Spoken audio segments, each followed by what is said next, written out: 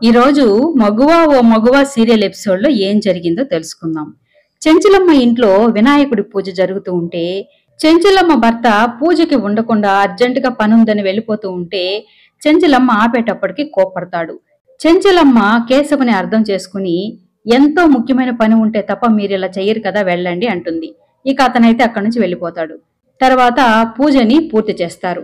పూజ అయిపోయిన తర్వాత ఒక్కొక్కరు వినాయకుణ్ణి ఇలా వేడుకుంటారు. చెంచులమ్మ ఇలా వేడుకుంటుంది. కౌశిక్కి జరగాల్సిన దత్తతా కార్యక్రమాన్ని నిర్విఘ్నంగా జరిపి సింధూరతో పెళ్లి జరిపించేసి తమ బాధ్యతని తీర్చుకోవాలి అని వేడుకుంటుంది. సింధూర మాత్రము తనకి చంటికి జరిగిన పెళ్లిని ఎలా చెప్పాలో తెలియక పెళ్లి అయిన నాకు మళ్ళీ పెళ్లి చేయాలని చూస్తున్నారు స్వామి, ఈ పెళ్లి జరగకూడదని తను వేడుకుంటుంది. ఇక చంటి అయితే సింధూరాకి కౌశిక్కి పెళ్లి జరగాలని కోరుకుంటాడు.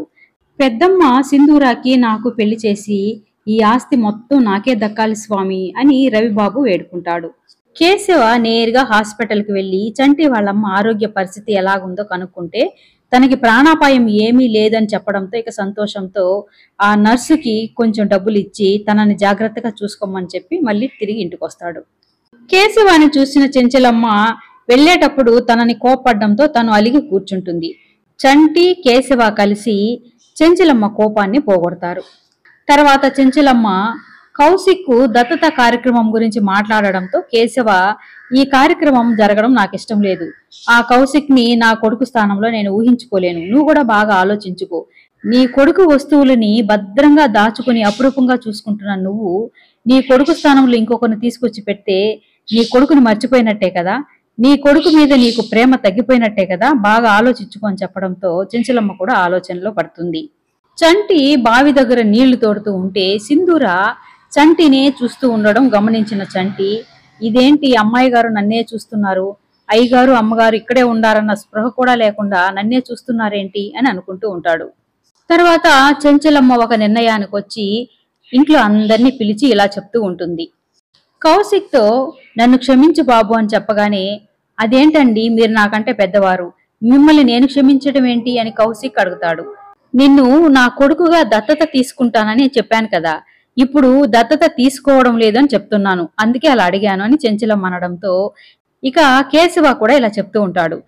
మా కొడుకు స్థానంలో మేము ఇంకొకరిని ఊహించుకోలేము, నిన్ను దత్తత తీసుకుంటే నీకు సరైన ప్రేమ పంచలేక మా కొడుకుని మేము మర్చిపోలేక ఎవ్వరికి న్యాయం చేయలేము, అందుకే మేము ఈ నిర్ణయానికి వచ్చామని కేశవ చెప్పడంతో ఇక కౌశిక్ అయితే ఇలా అనుకుంటాడు. సింధూరని పెళ్లి చేసుకుని ఈ ఆస్తి మొత్తానికి వారసుణ్ణి అవుదామని అనుకుంటే ఏంటి ఇలా జరుగుతుంది, దత్తత కార్యక్రమం అయితే ఆపేశారు, కనీసం సింధూరనిచ్చి పెళ్లి చేస్తారా చేయరా ఆ విషయంలో అయినా క్లారిటీగా కనుక్కోవాలి అని అనుకుంటాడు. చెంచలమ్మ నిర్ణయాన్ని ఇంట్లో వాళ్ళందరూ మెచ్చుకుంటారు, చాలా మంచి పని చేశావని అనుకుంటారు. కౌశిక్ ఇలా అనుకుంటూ ఉంటాడు, ఇంట్లో వాళ్ళందరూ చెంచలమ్మ నిర్ణయాన్ని ఇలా మెచ్చుకుంటున్నారంటే నన్ను దత్తత తీసుకోవడం ఇంట్లో ఎవ్వరికి ఇష్టం లేదా అని అనుకుని చెంచలమ్మతో ఇలా చెప్తాడు. మీరు నన్ను దత్తత తీసుకోనందుకు నేనేమీ బాధపడడం లేదండి, కానీ సింధూరనిచ్చి పెళ్లి చేస్తానని నాకు మాట ఇవ్వండి అని అడుగుతాడు. ఇక చెంచలమ్మ కూడా సింధూరనిచ్చి పెళ్లి చేస్తానని కౌశిక్కి మాటిస్తుంది. జరగబోయే ఎపిసోడ్లో కౌశిక్తో చంటి ఇలా మాట్లాడుతూ ఉంటాడు.